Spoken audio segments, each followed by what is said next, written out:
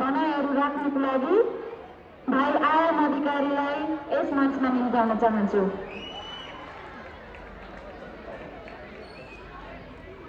आजका महिला सुनका थैला के गर्नु धनले सागर सिस्नु खाएको बेच आनन्दी मरले।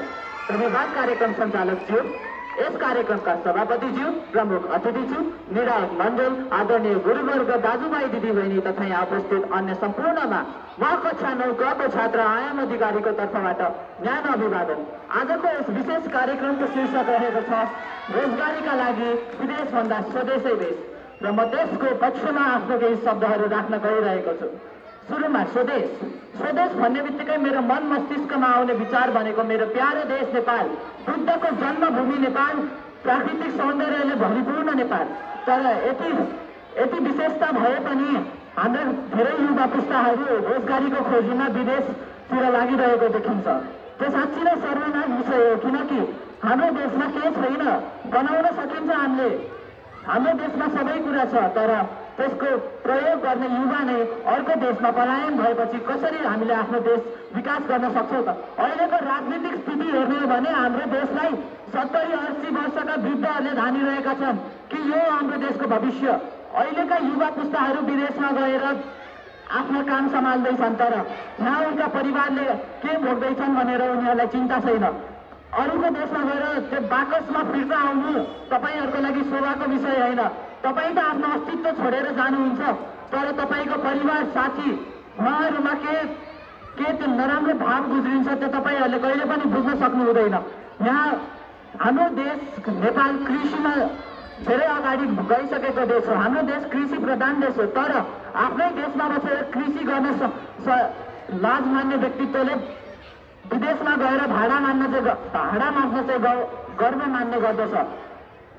यदि विदेशमा समेत हाम्रो पहिचान हाम्रै देश हो भने हाम्रो लागि आफ्नो देश सुधार्नु नै देश हो।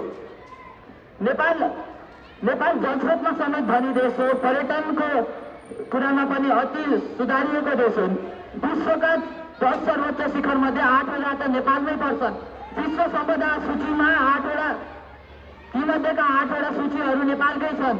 तर त्यत्रो पर्यटकीय व्यवस्था भएको देशमा समेत रोजगारी छैन भनेर कसले भन्यो? विभिन्न पेसाहरू हामीले आफ्नै देशमा बसेर अवलम्बन गर्न सक्छौँ। नेपालको लागि रोजगारी नभएको हुँदैन। नेपालमा बसेर हामीले धेरै कुरा गर्न सक्छौँ। त्यो विदेशमा डलर कमाउनका लागि जाने युवा पुस्ताले आफ्नो आमा बुवाको चिन्ता राख्दैन। ऊ विदेशमा जान्छ, रमाउँछ, फिर्ता आउने उसको विचार रहँदैन। धेरै गाह्रो गरी फिर्ता आउँछन्, त्यही पनि कयौँ त वित्त आफै फिर्ता आउने स्थितिमा रहँदैन। हालकै बिपिन जोशीको यो घटना हेर्नुहोस् त। इजरायल र यो गाजाको युद्धमा उनको देहान्त भयो।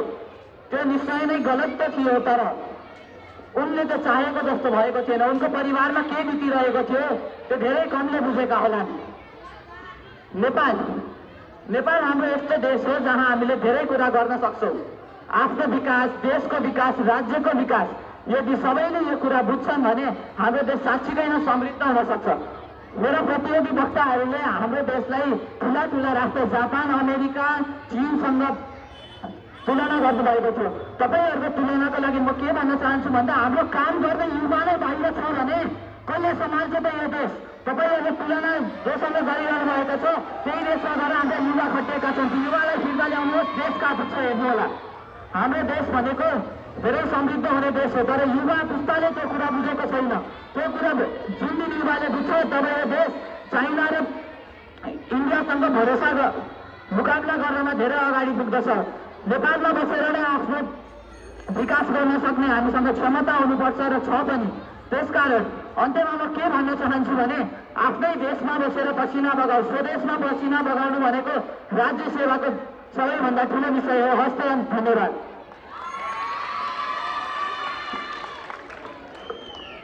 धन्यवाद भाइ आयाम अधिकारीलाई। आज